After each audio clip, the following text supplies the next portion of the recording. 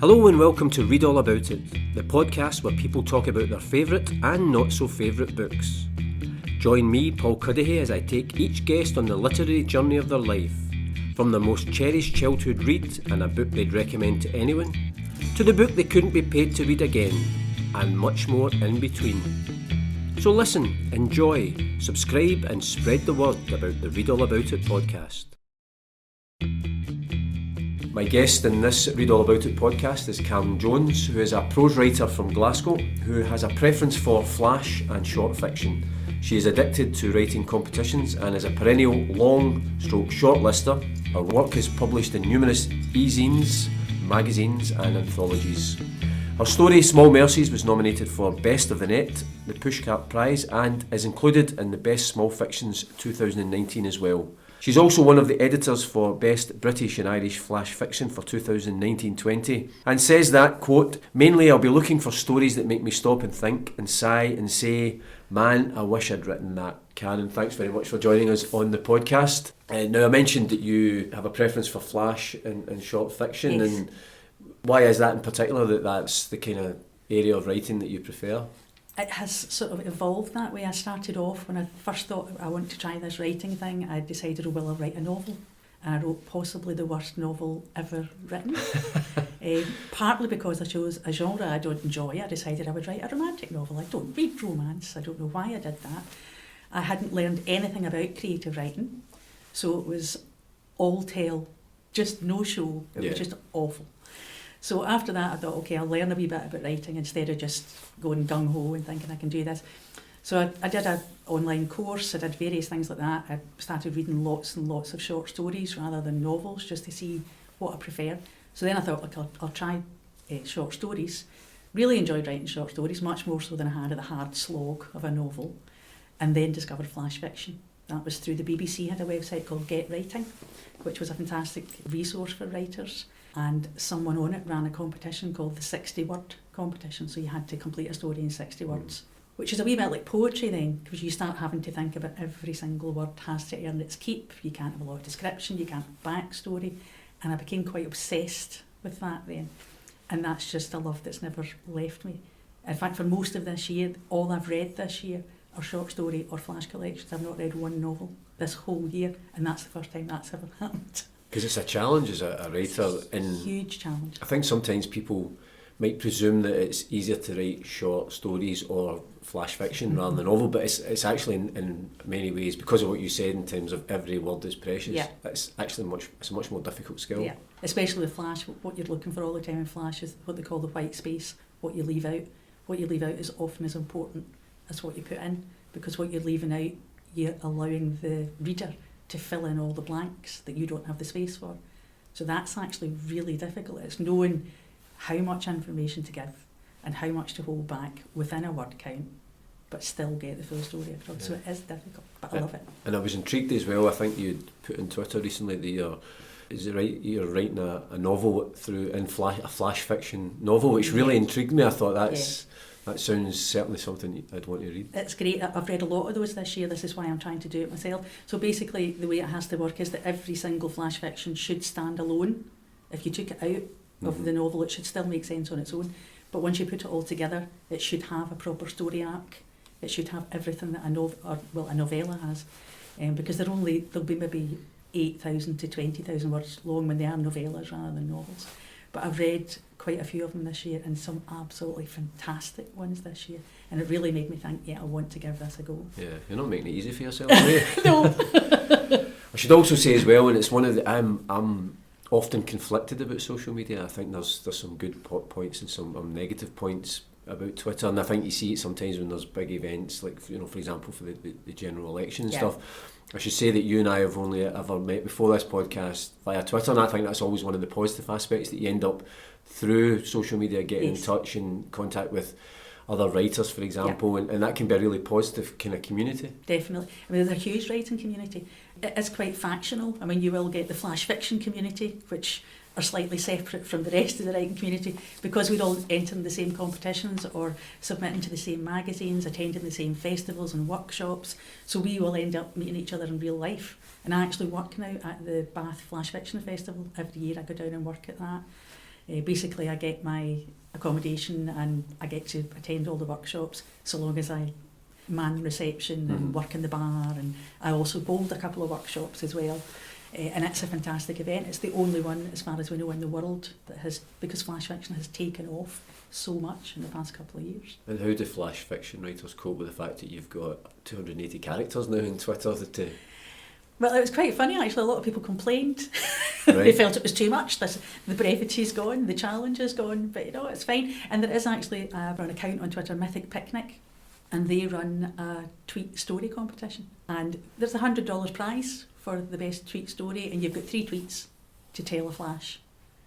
Right. So it's taken off there as well. It's actually taken off as a tweet story genre on there now. Yeah.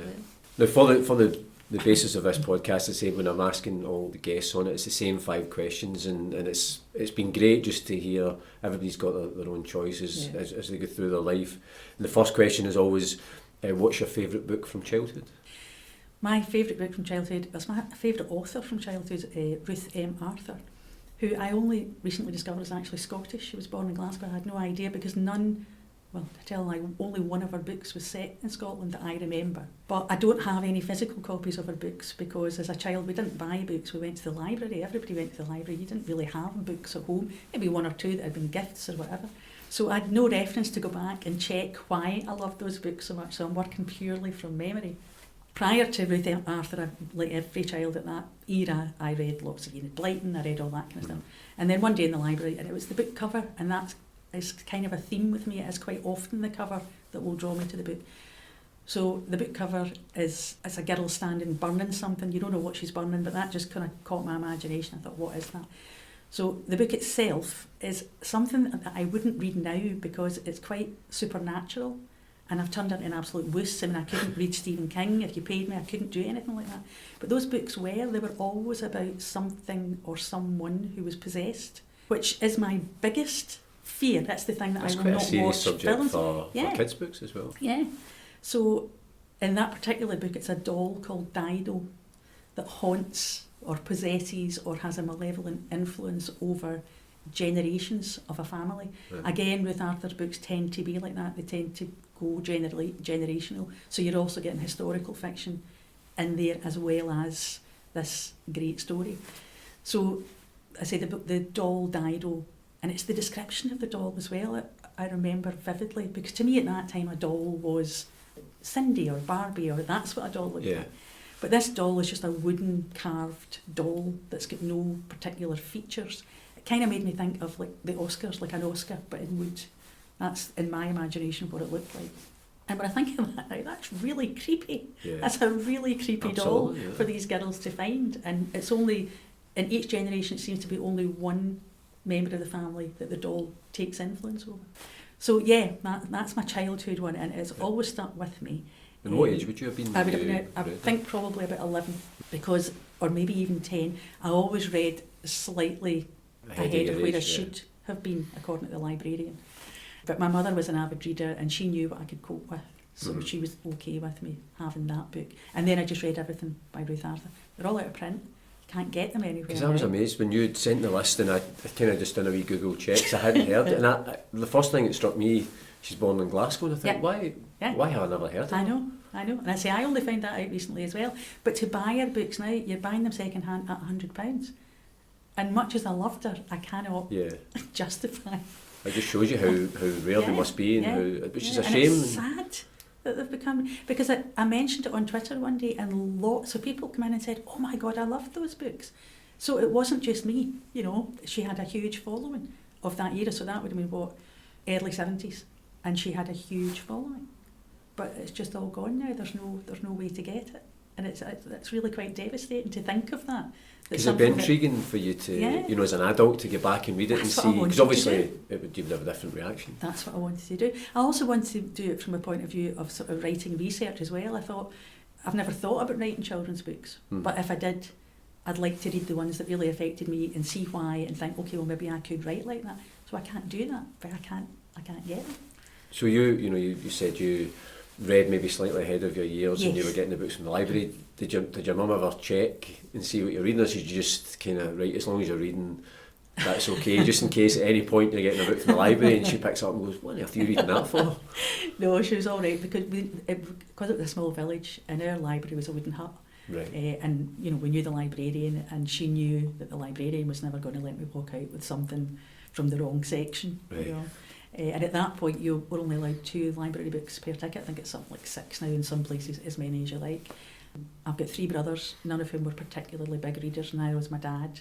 So my mum got all of them library tickets, and we just used their tickets because we just read all the time. So we just had all these books. So she was a big, like, Catherine Cookson and all that kind of thing.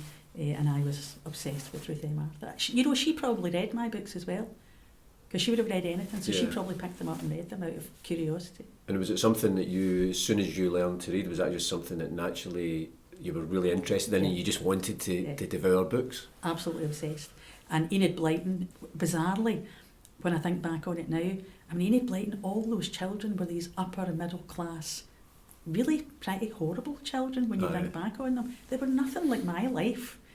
But I became obsessed with them and started doing all this precocious stuff, that I quite like a window seat where I could sit and read in our council house in Muirhead, and my dad, I'll get right on that, Or I would find a tree to sit up, because people in Enid Blyton books read in trees. Yeah. That shows you the fact that the skill of the writing that you totally engaged with. I absolutely wanted to be them. I wanted to be one of these terrible Blyton children. I was really interested when you said that the thing that caught your attention with that book, A Candle in a Room, was the cover, because I'm a big believer in people do judge a book by its cover. Yeah. And somebody once gave me a bit of advice that if I was ever in a bookshop and I saw a copy of my book, for example, and you could just see the spine, just turn it out. So that you could actually see the cover, or else take it away from the shelf and put it on one of the tables. Displays. Which I have done. Although every time I've ever done it, I'm always worried I bump into somebody I know and they think I'm such an egotist. I'm walking about buying my own book. But it's you definitely, I still do it now, and you catch a cover and that makes you pick it up. Yeah, and I think the sad thing about that recently, especially in women's fiction, and I hate that term, I'll just say women writers, there was this sort of homogenous book cover. The same colours were going around, the same typeface was being used, and it all just began to meld into one. So you were losing that impact of walking into a bookshop and something hit you and you thought, what It must have been frustrating for the writers, because very. Each story is different, and if they all just get lumped into one whole body, a lot of people then will just turn their back on those books when there's lots of great books there. Yeah. Well, a lot of them will maybe think, okay, and I don't mean to denigrate any particular genre, but maybe if somebody doesn't read romance, and all the romance books are in those fonts and whatever, and then the books that I would normally read, maybe like Ali Smith or somebody like that, is also being put in that kind of cover, then if I didn't know that's an Ali Smith book, I love her, I'll pick that up. I probably wouldn't go near it. And I do know friends who are quite well published authors who hate some of their own book covers. But as I'm sure you know, they don't have any say over that at all. That's production is out of your hands. Which it never makes sense to me, because I think the best books, and probably the best publishers, are the ones that work hand in hand and come up with something that they're happy with, but the author's happy with as well. Because it's your baby, you Absolutely. know. Now, if we've leaped from childhood, and the next question, and when I've phrased it, I've always said kind of teenage stroke university, more formative years when you're starting to formulate your own reading tastes, and the book you've chosen is? John Steinbeck's Tortilla Flat. I discovered it was at school that I first was taught Graham Greene and Hemingway, and I learned really quickly that I hated Hemingway and I loved Greene. And the teacher who championed Greene was also a big fan of Steinbeck, and he said to me, look, read Steinbeck, you're going to love Steinbeck, you're going to love the humour, you're going to love everything. And the first one I bought was Cannery Row, and he was right, I absolutely adored Cannery Row. But then I got Tortilla Flat, and that's the one that's always stuck with me because of the humour in Tortilla Flat. So Tortilla Flat, set in Monterey, which a lot of Steinbeck's books are, and most of his books are centred around very working class, often working class in theory only, in the sense that a lot of them don't work and don't particularly want to. They've got a lovely wee life, they're finding wine to drink and places to sit in the shade, and that's kind of the guys in Tortilla Flat. I like that, until one of them, Danny, inherits 2 houses, and then everything changes, because Danny's now a man of means as far as his friends are concerned, and they spend the rest of the book working out how they can benefit from what Danny has now got. So at one point, the rest of them move into his second house, supposedly with rent forthcoming, but the rent never, ever happens. You get to the end of the book and nobody's paid Danny a penny. But my favourite section in the book, and I just thought it said so much about not just these guys, but about every group of friends or every group of people from any particular class. They're going to see Danny and they buy wine. They've had a bit of a falling out with him, and they're going to take the wine to him as a gift and an apology and promise you again that they will pay this rent. So they get this big jug of wine, and it's quite a long walk from where they've bought the wine, and they start to get thirsty. So they think, we'll just have a sip of wine. He wouldn't grudge us that, he's our friend, he loves us. So they do that, and by the time they get to Danny's, they've reasoned away all of the wine. They've drunk all the wine, and their final thing is, well, we did him a favour because he's got a drinking problem. And it's why I love Steinbeck. It's those tiny, tiny details of human nature and human interaction. And he makes them lovable. You know, everything about them is lovable. And I adore Steinbeck, absolutely adore him. And similar to the first book that you chose, what age would you have been when you read that? Well, I was 17, I would think, because I was doing 6-year studies English, which was the only way I could bear to go back to school, was if I was still doing English in 6th year, because that was my favourite subject. Yeah. And I had my set authors, Malamud, I can't even remember the other two now, but I hadn't taken to any of the set authors I'd been given. They were all quite bleak. And Steinbeck was my saviour from that point of view. I had to escape these really desperately bleak books I'd been given to study. Because one of the things I've really enjoyed about doing this podcast is there's a lot of it where you just end up with book recommendations and books that I'm thinking I'm going to read, because I've read Of Mice and Men, I've read The Grapes of Wrath, which is for me, it's got the best ending to a book I've ever read. Yeah. It's one of the few books that you get to the end where you're actually in tears. But I haven't read Tortilla Flat, so it's now on my list. We also went, and a couple of years ago, on a trip down the Pacific coast, and it was from San Francisco to LA, and it might have been Monterey, I'm not sure. There's a John Steinbeck museum in one of the places. I can't remember the names of the town, but I just remember specifically thinking I want to go off the road that we were on, because I just wanted to go and visit this museum, because I'm like you, I think Steinbeck, the books that I've read, East of Eden as well, I've read, they're just breathtaking. These are all the more serious books. Yeah. Which I love as well, don't get me wrong. Probably the better known. It's more that, you know, and I think as soon as I saw that list, I thought, right, that's a book I'm definitely going to have to read. When the novellas, they really are novellas like Cannery Row and Sweet Thursday and Tortilla Flat, they are the ones where you find all his amazing humour, and he is such a humorist. Which, if you read something like East of Eden, you're not going to get that. You're not going to think this guy's really funny, but he is. But still a brilliant storyteller. It's interesting as well. You're mentioning about your teacher and choosing, you know, Hemingway or Graham Greene. You've got Steinbeck. When I was at school, Catch-22 was the one in high school, and we did For Hire.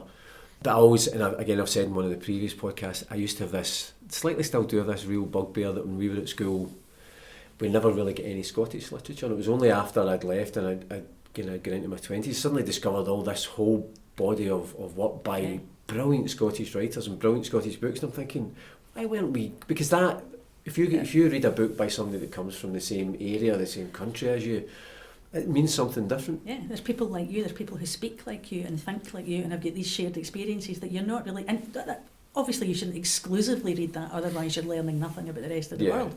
But it does make you have this great connection. I mean, I absolutely adore Ali Smith and Ian Banks and Ian M. Banks. I don't read science fiction, but I've read every Ian M. Banks because I loved his Ian Banks books. Yeah. So I just felt I had to read everything the man wrote. Christopher Brookmeyer, you know, people like that. They're our people. And the characters they write about are people we know. It's funny. One of my favourite books is The Cone Gatherers. Yes, I've never read it. Oh, you have to. My brother keeps telling me. You have my to brother's read an English teacher, and he says every year, "Have you read it yet?" It's incredible. And there's an edition that's out, and the front cover, it's like a hand grenade on it. It's a really brilliant front cover, and the foreword is by Paul Giamatti, the American actor, who is a big fan of Scottish fiction, and he writes this really brilliant. And I think he actually first discovered it was in a second-hand bookshop in San Francisco, and then read this book, which is just for me is just one of the best books ever. So, well, if nothing else you take away from it, and I'll be checking up to make sure your brother's absolutely right. Yeah. Moving on, the next book, and again, this is always a difficult one. I think a book that you would recommend to anyone, because on any given day, you might think of something completely different. But the book you've chosen again is a great book. It wasn't actually difficult. This one, although my top 5 books of all time will change constantly, this one has never left it. And it's A Prayer for Owen Meany by John Irving. We were actually going on holiday, and we were going away for 3 weeks. My husband and I are both avid readers, and we had 16 books that we were comfortably sure we would get through in 3 weeks. But we got to the airport. I'd never... Nothing else in your luggage, just 16 books and one change of clothing. No, yeah, that was it, a pair of shorts and 16 books. So I got to the airport and I'm just idling around W.H. Smith, I think it was, and I saw this book. And I'd never really heard of Irving. I think Garp was out as a movie at that time. The Robin so Williams, I think I recognised that. And I thought, okay. But then I saw that book and I loved the cover. There's an armadillo in the front of it. I wonder what that is. Read the back, I'll just get it. And I got back and Alfie's looking at me going, you bought another book? We got on a holiday and we got into the apartment, and I started that book and refused to leave the apartment for 2 days. I wouldn't sunbathe, I wouldn't do anything, I just read that book. And he kept walking past me saying, it cannot be that good, no book is that good, just you wait. So when I finished, he found me in tears, of course. Did you not just read it in the sunshine? But no, I couldn't, it's not a book for reading in the sunshine. It's not that kind of book. It's just you need to concentrate. So he found me in floods of tears at the end of it, of course, and then he read it and he did the same thing. He just, we're not doing anything, we're not going anywhere till I've finished this book. Because it's extraordinary, even just the way it's written with Owen Meany. Everything he says is in capital letters. Is in capital letters, the boy with the wrecked voice. Yeah. And Owen, obviously for anyone who hasn't read the book, Owen's not, the narrator is John, and it's set in New Hampshire. And John becomes friends with Owen who is described as the boy with the wrecked voice, and somehow now I always in my head hear Gilbert Gottfried when I think of Owen. That screech, that's what I get in my head now when I think of him, but I'd never heard of him at that point. But he's also described as having virtually translucent skin, and you can see through his ears, and he's so small, so underdeveloped that part of the kids in the class love to pick him up and pass him round the class above their heads. But Owen believes he's got a higher purpose. He believes that God has a plan for him, that he wouldn't have been born this way, in this place, if he didn't have a higher purpose, which of course everyone else just thinks he's delusional and arrogant and whatever. And in the end he does have a higher purpose, which is the bit that reduces you to a puddle, basically. But there's so much humour, and that's what John Irving does so well. As well as doing these, Irving's a massive Dickens fan, and that is obvious when you read his books. He does these massive I take it you then went and read. I went straight back to the start, and because Garp's a brilliant book. Garp's a great book. I went right back to the start. The earlier books are a bit ropey. Setting Free the Bears, which I think was his first novel, about halfway through it, you see the Irving that you then see later in Garp. And he also spends a lot of time kind of rewriting the same story. I mean, he's rewritten Garp about 5 times now. Every other book is about a writer. Yeah. Which, of course, you're told not to do. Don't write books about writers. Readers don't want to read that. Well, we're all still reading Irving. Absolutely, yeah. But it's the character of Owen Meany, though, that really sets that book apart for me. I love all of his books, but there's never been a character like Owen. Because again, when I'd read it a few years ago, but when I got your list and I was doing kind of just Googling back to refresh my memory, and one of the things I read, they mentioned, I don't know if you've ever read a book called The Tin Drum by Günter Grass, which apparently slightly influenced them. Yeah. It's kind of set in Germany, and it's a kind of strange character who's the main character, Oscar. That is well worth reading as well. Maybe slightly darker, I think, than A Prayer for Owen Meany, but it's a great book as well. Does seem to have quite a lot of influences, and he's got all sorts of tropes, things that just keep reappearing in his books, and one of them that I always find quite disturbing, there's always at least one parent dies, usually in a bizarre way, like in Owen Meany, the mother gets hit by a baseball, hit by Owen Meany, which for some reason brings the boys closer together instead of further apart. But yeah, there's a bear usually appears at some point, there's wrestling, these things all, and at some point somebody goes to Vienna. And virtually every John Irving book, somebody goes to Vienna, because he lived in Vienna for quite a long time. Right, what you know, I suppose. Yeah, exactly. I mean, you mentioned the fact that you had packed your suitcase full of 16 books. Lots of books. So when the advent of Kindles, for example, was that a godsend for you going on holiday, or do you still? I mean, obviously people would still prefer the physical book, but sometimes to help with your luggage allowance, it's quite good just if you can take a Kindle. Yeah, we all got Kindles, and we used them avidly at first, and then sort of because there are too many books in the house now. It's got to the stage now the books are taken over, and I did promise recently that I was going to have a clear out, but I did say I'm only going to clear out the books that I'll never read again, and that's not going to be a massive. It's not going to require the amount of boxes that my husband's left for me, put it that way. He was being optimistic. Yeah, it's a difficult because I cleared out some of my bookshelves recently, and again it was books that I thought I would never read again, and you know it's difficult trying to because you always think, particularly if you remember a book that you've enjoyed, and you think I might get back to that at some point, you know. Yeah, and what I said was I'll keep like people like Irving or Ali Smith or Brooke Meyer, anybody that will bought all of their books, well, we'll keep those because those are in collections.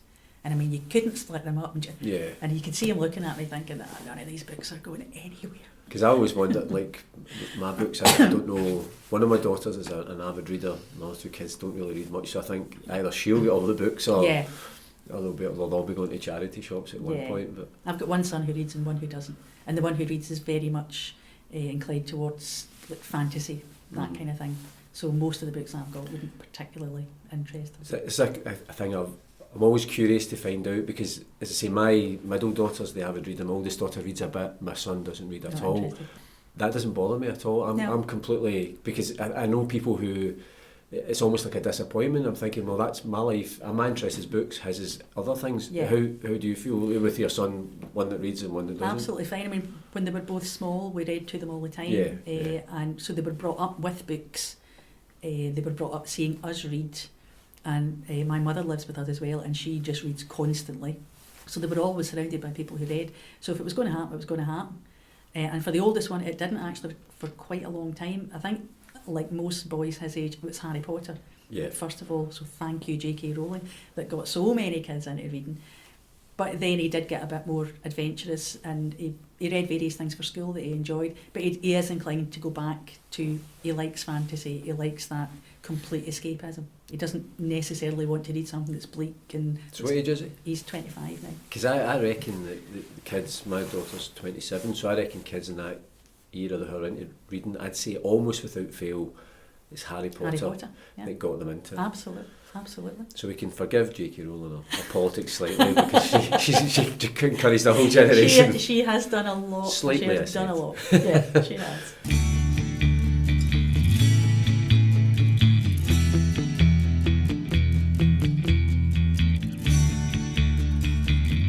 Well, you're listening to the Read All About It podcast with me, Paul Cuddihy, and my guest, the writer Karen Jones. And we're on to question number 4, Karen. And this is a book that you couldn't be paid to read again.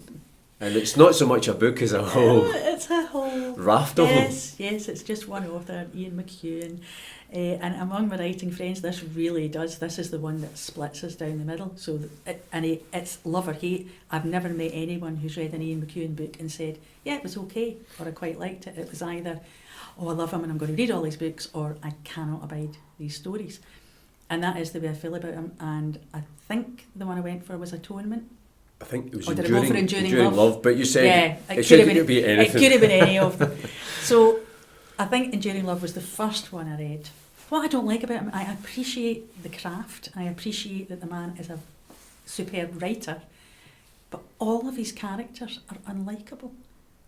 If I think something's bad is going to happen to them, I'm actually looking forward to it. I never root for any of his characters. There's not one in any book of his I've read that I've thought, oh, I hope things turn out okay for her or him. I just want terrible things to happen to all of them. I just feel they deserve it. But I think that might be a classism thing again. I think it's because they are so, at the least, upper middle class, mainly upper class. Everything about them just seems whiny and overthought. Would you still read his books, even though they obviously they don't agree with you? I don't. And people keep saying, "Oh, try on Jezreel Beach, or try this, or try that." I say, "No, I've tried. I've done it. I've given him 2 books, and I think that's reasonable." Yeah, I think if you read a book by someone and you really hate it, the way I did Enduring Love, to give them another go. And I only did it because so many people told me, no, you'll love it. So I bought Atonement, didn't love it. Again, lots and lots of whiny people and people doing terrible things to each other. And it's not nice. But then I watched the film and I loved the film, which is quite unusual. Yeah. That's happened to me twice. Happened to me with Life of Pi. Because normally, As well. I mean, the normal rule of thumb is that the book's better than the film. Always. Yeah. But I read Life of Pi and I wasn't nuts on Life of Pi either, despite everything all of you wrote about it at the time. Everybody loved it. I just was reading it thinking, chapter 27, still in the boat. You know, that was the way it got me. I just found it a bit dull, but again, loved the film. So I don't know why I loved the film of Atonement so much. It shocked me how much I loved it, and I didn't choose to watch it. It was my husband going to the DVD shop one night. He came back not knowing that I had read and hated this book. I was like, oh my God. He'd got it because Keira Knightley was in it, basically. And we watched it, and he was saying, I haven't read this, I'll need to read it, it's really good. I was saying, no, the book's terrible, this is good. Yeah. This is good. You know? But I think I am being a wee bit... Would you know, I've never actually, I have to confess, I've never read any McEwan book. But I do worry sometimes that I am just basing it purely on class distinctions, that I can't relate to these people. I felt the same with On Beauty. I read On Beauty and I thought, I hate all of these people. They've got nothing to complain about and they're all whining. It just annoyed me.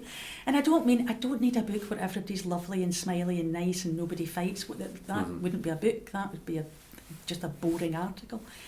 But give me one person. I think it was Humphrey Bogart who was famous for, if he was ever playing a baddie, saying, at some point at least let me pat a dog. Aye, so you know, some redeeming quality. I have to be human. I can't be a monster because then I wouldn't be real. And that's how I feel about McEwan's characters. I just cannot take to any of them. But that's, I suppose as well, that's the beauty of books, that Yeah. you know, even if everyone else you know is saying this book's great, or vice versa, you're telling everybody, there's no guarantee that everybody's going to like. Everything's subjective, which I always think that's a great thing. It is, and I've got friends who don't understand my love for Owen Meany. Friends who read Really?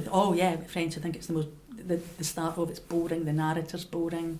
And a thing I have noticed since learning a bit about creative writing, at the time when I read Owen Meany, I hadn't written anything since I was about 18. So when I read Owen Meany, I didn't notice this, but it is a quirk of John Irving's that is now beginning to get to me a wee bit. He uses an awful lot of bracketed authorial interventions, Right. which once you notice it, becomes this tick that you can't stop seeing. Yeah, that irritates you. And they'll tell people, saying, never use brackets, that is authorial intervention, don't do it, you're taking the reader out the story. And it does happen now when I'm reading it, I think, he's done that again. Because I'm always worried, sometimes when I mentioned cone gatherers earlier on, and I have over the years, any time I've ever in a charity shop or anything, I see a copy, I always buy it and then I'll pass it on to someone. Oh, right. And I always want, you always want people to love it. The other book is The Road by Cormac McCarthy, which just absolutely blew me away. And any time I've given it to somebody, you want them to love it. And I know that isn't necessarily going to be the case, but then part of me is thinking, well, why don't you love that? Aye. It's just and perfect. then you also question why you care so much. It's as though you wrote it. You become so obsessed with it. It's part of you. It's part of your life. I've actually got 2 copies of Winnie. I've got one that I've read and reread about 12 times, and it's all sellotaped together. And then I've got a pristine one that's signed by the man himself. Right, I went to see him at Edinburgh Book Festival, and I got the copy signed, and it's wrapped in tissue paper at the back of a drawer. Under woolly things. That's definitely not getting put in the cardboard box. It's not getting read. Because the other side of that is the pressure. Do you ever feel, if somebody recommends a book to you that they really love, do you feel pressure? I feel really guilty if I don't like it, and I'll try and find some, unless it's Ian McEwan, I'll try and find some... I'm sure your friends have stopped recommending his books to you. I'll try and find some redeeming quality, or I'll just do the really annoying, it's just not my kind of thing. Yeah. Though I'm glad that you love it, which is patronising. But I don't like, because I know how it feels, as you say, I know how it feels if I love something and it shocks me if somebody else can't see. I suppose it's the same, if you've got certain music that you like, or films or TV, it's, if everybody had the same tastes, then what would we discuss or argue about, and how would we know we're better than some people? Well, we're on to the 5th and final question for you, Karen, and that is either the last book you read or the book that you're currently reading. And you kind of, before we started recording this, you kind of slightly explained what this book is, but I'm really intrigued for you to let me know what the book is. Yeah. So the book is called Most of a Novel in Progress by a writer called Bella de la Roche. Now, the first thing I have to say is that Bella De La Roche, she has a fantastic blog, and I would recommend anybody who likes a good laugh, just look up Bella De La Roche and go to her blog. Her blog, she calls herself writer, not a writer. It's Bella De La Roche, and then there's an asterisk, writer. Right. And then she explains everything in case you're a wee bit stupid. She explains absolutely everything she says and does. She misuses whom and who constantly to hilarious effect all the way through. She's obsessed with, she sees faces in potatoes. So her blog is also full of potatoes she's absolutely convinced. But then she expanded this and she started seeing faces or things in other food. And during the Scottish independence referendum, she bought a chicken breast that she was convinced looked like the map of Scotland. And she tried to convince the Yes campaign to use it. Do you know the thing is, newspapers are full of... Yeah. I mean, that's brilliant. But she wrote to them and she offered for a fee. Did she get a reply? She gets replies from everyone. This is what's wonderful. People humour her all the time because Right. she comes across as so sort of gauche and innocent and just naive. So Bella De La Roche, how much did Scotland did the chicken look like? I think they just sort of said, that's lovely, we'll think about it, you know. But it did look like, it did genuinely, I think there might have been That some could have been the fashioning. difference. I think it might have been helped. Right, okay. There might have been a wee bit of poking and prodding to the chicken to make it look like Scotland. But Bella De La Roche is not a real person. She's a creation of an excellent writer who I'm not allowed to name, but a genuinely brilliant short story writer who's been published all over the place, including Bridport, The Guardian, and whatever. I mean, she's a fantastic writer. And she created Bella just to give herself something to do at one point, and then it just took off. I mean, it sounds like a brilliant laugh. It's absolutely superb. So all the way through the book is, if you were writing a novel, you would leave yourself notes. They look, check this fact or whatever. So in this, she's left all of these notes in. Everything's in it. Everything's in it. Every single step of the process. So the novel is about a character called Chauncey, and Chauncey appeared to Bella as an apparition at the end of her bed one day, seeking her to write his story. And he conveyed this to her through his painful eyes, his green eyes that were full of pain. And she says that she's the only writer who a character has ever personally sought out to write their story.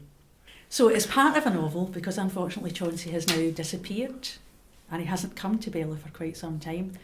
But instead of waiting for him to come back and finish the novel, she decided that we all had to just have this novel now.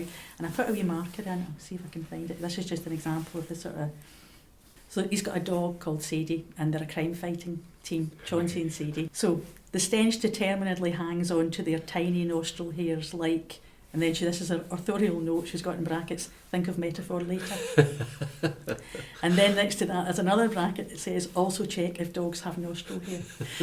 So it's just full of all of these lovely wee asides. Writers would absolutely love that. Writers adore it. She brought it out early this year and it went mad on Twitter. I mean, everybody just loved it. And everybody treats it very seriously. We all do reviews of it as though Bella is the real deal. Right. And she also, she'll teach writing, which is just the best thing ever. Bella teaching you how to write. She teaches you how to write excitement, and you've never seen so many exclamation marks. It's just everything you're not meant to do, Bella does. So yeah, I mean, I would recommend the book to every writer. Just will howl and laugh at it. But you don't. Anybody would love it. I mean, my husband read it, and I could hear him laughing. I mean, just that one line. It's just everybody who's ever written anything has done that. Has put brackets, capital letters, bold up. So they're all in here. Everything's in there. Brilliant. She's superb. She's absolutely superb. I mean, that takes an extraordinary level of skill as well to almost be that mocking of that kind of whole process. Isn't it? And the terrible thing is that she writes a blog and she does these things and you'll read it and every now and again you'll go, I do that, I think she's talking about me now.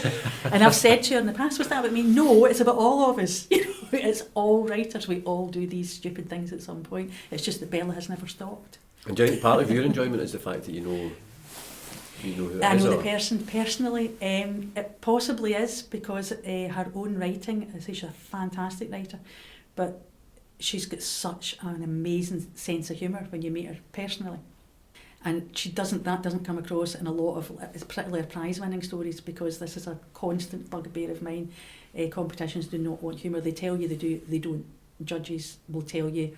I've had competition judges contact me personally to say, thanks so much for sending in that funny story. It was really funny. It was a great break from all the death and destruction. But you're not getting a prize because humour's not prized. So is that this just is the what pretension of competitions? It is, I think, and I think there's this misconception that humour's easy, and it's one of the most difficult things to write. I would say it's the hardest, because if you get it wrong, I suppose it's a bit like a stand-up, standing up and dying on stage. Yeah. That's exactly what would happen to you. That is what happens. Humour is hard, and if you can do it as well as, I almost said the real name, Bella does. It's all right. If you had, we would have edited that out. Then you should do it. But I say, she knows that she's not going to, if there are submission calls or competitions, she knows that she could write some of the funniest things ever, but it's kind of pointless. So this is a good segue. If you've got the time and energy to put in the way she has to create this entire character, and I say the blog posts are just, she submits to magazines. She decided to do one to Cat Monthly and suggested putting your cat on wheels and moving it around into the shade when it was too hot and back into the sun. And she does this as though this is a viable Dragon's Den idea. And if anybody comes back to her, if any publication comes back to her with even the slightest, just thank you for submitting, she'll come on Twitter right away and say, I've had interest in a possible commission.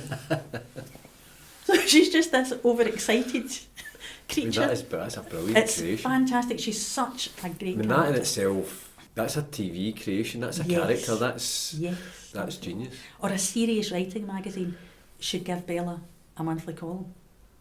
It would just be fantastic. It would be amazing, and all writers would love her. Brilliant. Well, I'm definitely, that's another one. Just on this podcast alone, I've got more books to read. Good. And I've got one.